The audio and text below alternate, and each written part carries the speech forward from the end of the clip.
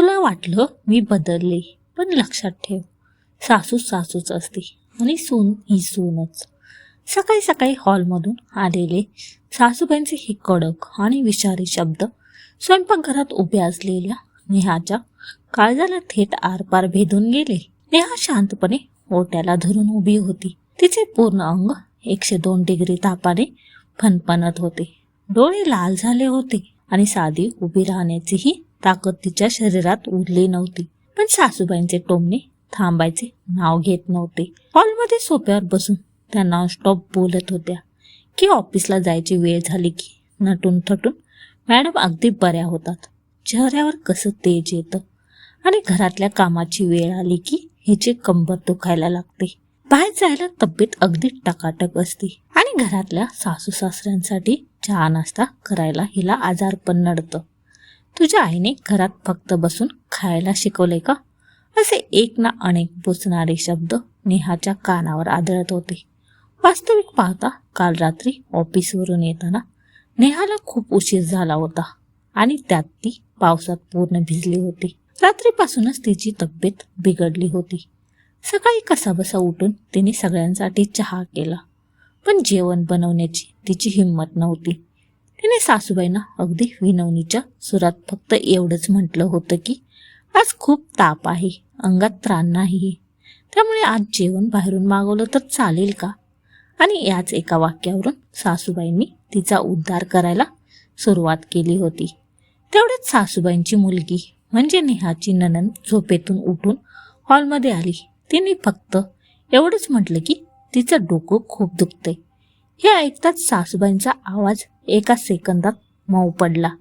त्या धावत आपल्या लेकीकडे गेल्या, तिच्या डोक्याला बाम लावला आणि माझं सोन्यासारखं लेकरू असं म्हणत तिला बेडवर जाऊन आराम करायला सांगितलं. तसेच बेडवर चहा आणि नाश्ता आणून देण्याचे आश्वासन दिले. नंतर खोलीत जाऊन सुखाने झोपली. पण नेहाच्या नशिबातील हाल संपले नव्हते.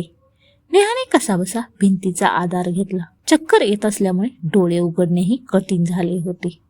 तेवढ्यात मोबाईल वाजला. पाहिलं तर ऑफिसच्या मॅनेजरचा फोन होता. आज ऑफिसमध्ये एक अत्यंत महत्त्वाची मीटिंग होती, त्यामुळे तिला सुट्टी मिळणे अशक्य होते. एका बाजूला अंगात प्रचंड ताप, कंबर ठणकत होती आणि पाय थरथरत होते, तर दुसऱ्या बाजूला नोकरी जाण्याची भीती होती. आजच्या काळात एका मध्यमवर्गीय मुलीला घर चालवण्यासाठी नोकरी करणे किती गरजेचे असते हे फक्त तिलाच ठाऊक होते.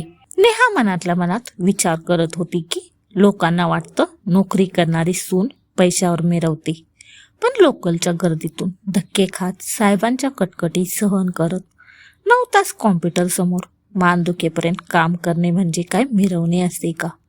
रात्री 9 वाजता दमून घरात आल्यावर सुखाचे 2 शब्द ऐकायला मिळतील हीच तर अपेक्षा असते, पण इथे आल्यावर स्वागताला फक्त सासूचे तिखट टोमणे आणि सिंकमध्ये पडलेली खरकटी भांडी वाट पाहत असतात.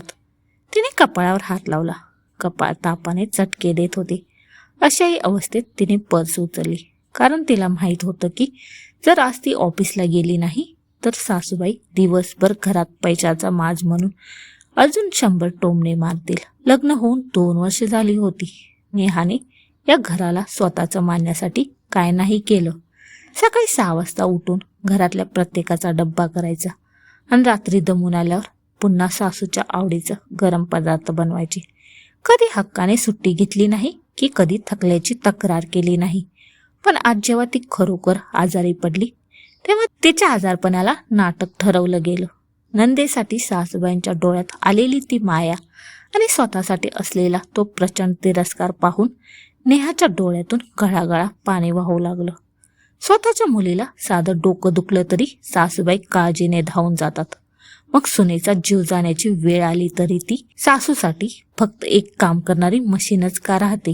सून कितीही शिकलेली असो वा घर सांभाळणारी असो, पण हक्काने 2 दिवस आजारी पडण्याचा अधिकार तिला या घरात का नसावा?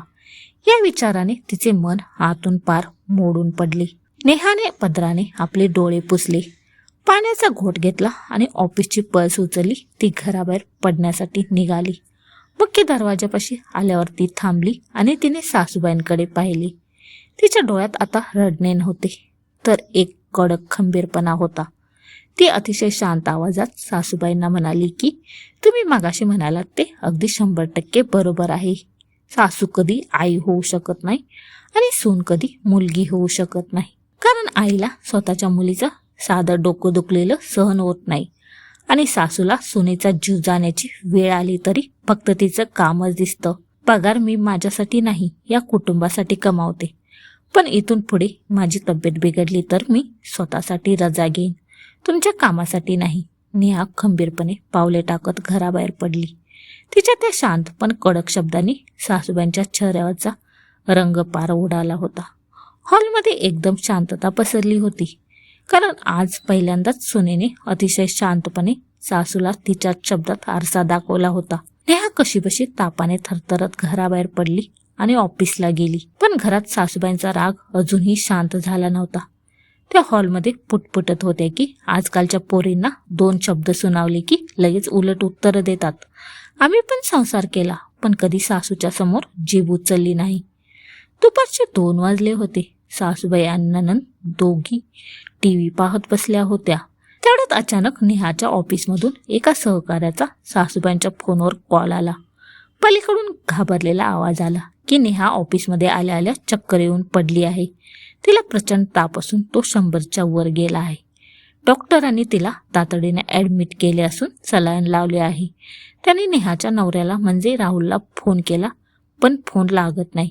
मेसेज केला आहे, पण तुम्ही पण लवकर हॉस्पिटलला या. हे ऐकताच सासूबाईंच्या हातातील फोन खाली पडला आणि त्यांच्या पायाखालची जमीनच सरकली. सकाळी ज्या मुलीला त्याने नाटकी म्हटलं होतं ती खरोखरच हॉस्पिटलमध्ये गंभीर अवस्थेत होती. सासूबाई आणि नणंद घाईघाईने हॉस्पिटलमध्ये पोहोचल्या. तिथे नेहा बेडवर निपची पडली होती.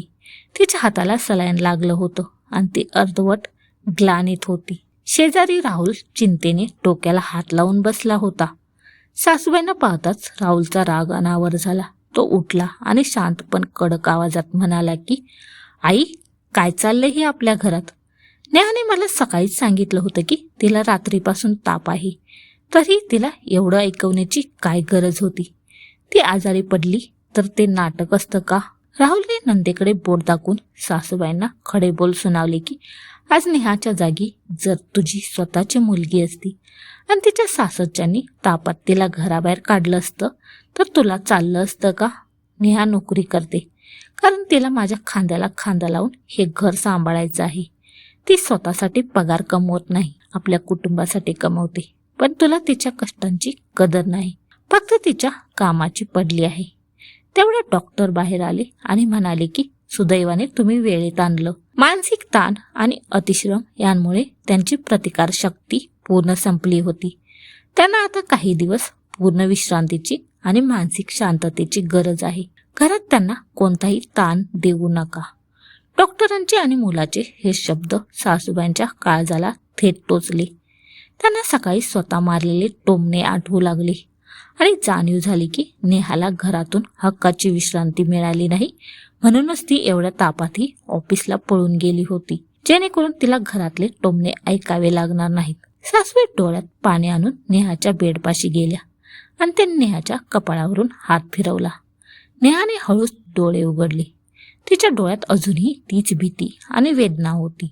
सासूबाई रडत म्हणाल्या की नेहा, मला माफ कर ग बाळा. मी सकाळी तुला म्हणाले होते ना की सासू कधी आई होऊ शकत नाही, पण आज मी तुला वचन देते, आजपासून मी सासू नाही तुझी आई बनून दाखवेल.